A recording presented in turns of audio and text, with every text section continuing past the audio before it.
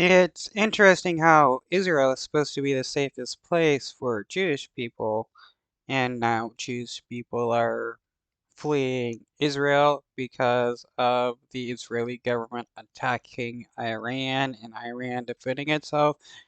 It goes to show that Israel is not the safest place for Jewish people. You can't consider your nation to be a safe place if you're continually attacking other nations.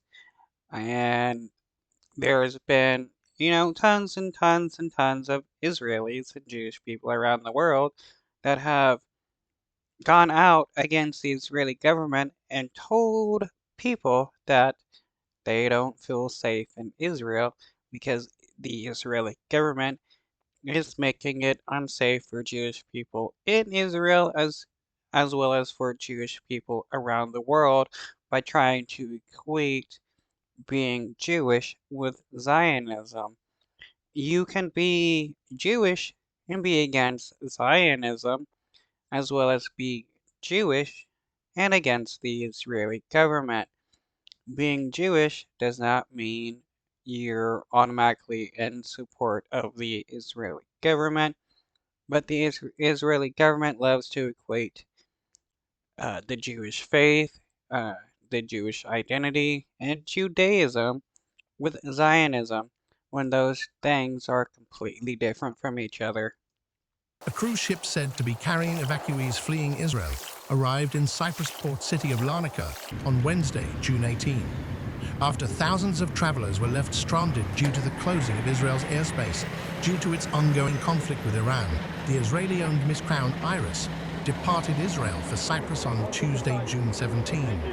Among its passengers are expected to be around 1,500 young adults attending Birthright Israel, a free heritage trip for young adults of Jewish heritage, according to the ship's operator, Mano.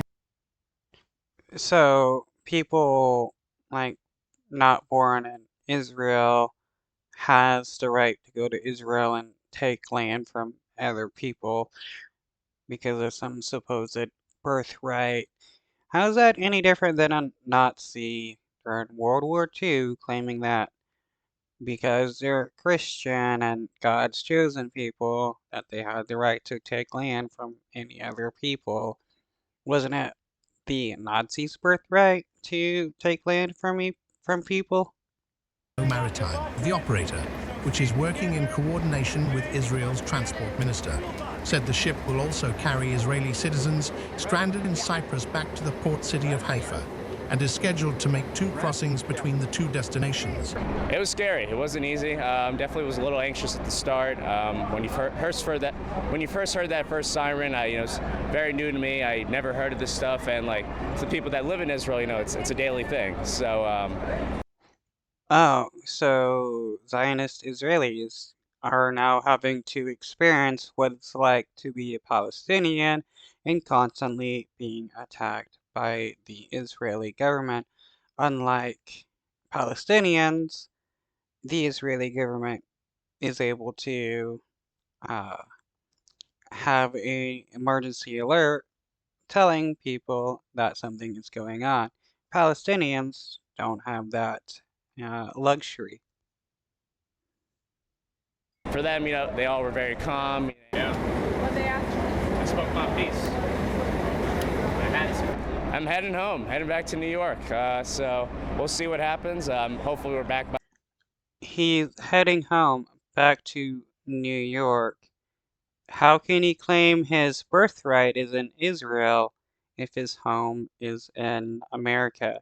He was born in America, he's an American, yet he went on this birthright trip to Israel with the claims that he gets to own land, gets to own Palestinian land, because that's what, because God says so? By tonight, got to get some sleep. It's been a long 72 hours for us. The cruise was great. Everything about it was awesome, but it's time to go home. I'm curious. He's Jewish, but he doesn't feel safe in Israel, yet it's claimed that Israel is the only safe place for Jewish people. Why is he fleeing back to New York City if New York City isn't safe for him?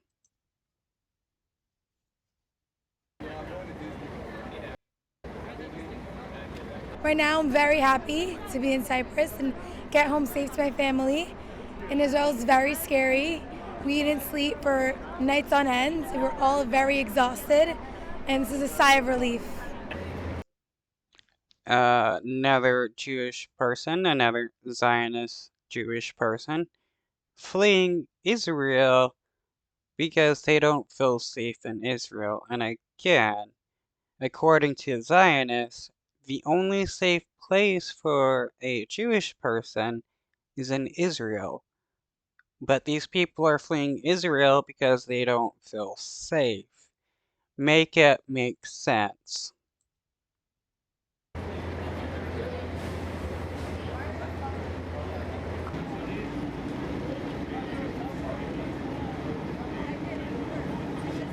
In Israel, I was very afraid. I'm never used to anything like that, sirens or missiles or anything. New York is pretty much very safe, and it was very new to me. Okay, so she's admitting that New York City is safer than Israel, which is why she wants to flee back to the United States and New York City instead of staying in Israel.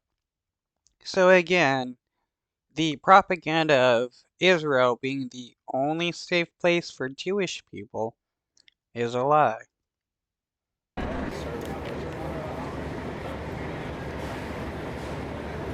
I wanted to say on behalf of everyone here how grateful we are for the rescue, for the enormous efforts that have been made to get us out, and that we recognize that we're some of the luckiest people in the world. And right now there are millions of people who are either trapped in war zones or who are fleeing through ways that are much, much more dangerous than what we're doing.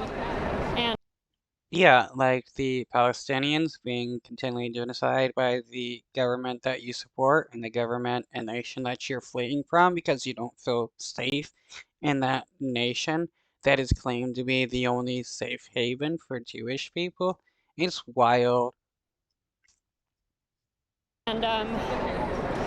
that I'm thinking of people in Israel, in Gaza, in Iran, in Syria, in every unsafe place around the world, and I hope that everyone one day has access to the kind of resources that we've been given here and a chance for safety and freedom.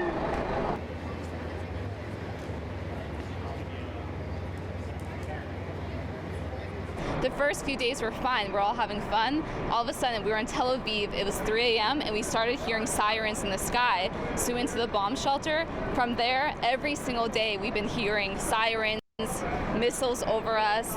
It's been a little scary, but since we're on the group together, we've been helping each other, trying to stay positive. So Oh no, I went to a nation that is actively genociding people and attacking every other nation around them. Now I want to pretend to be scared because I'm in an active war zone. Oh, woe is me, a white chick.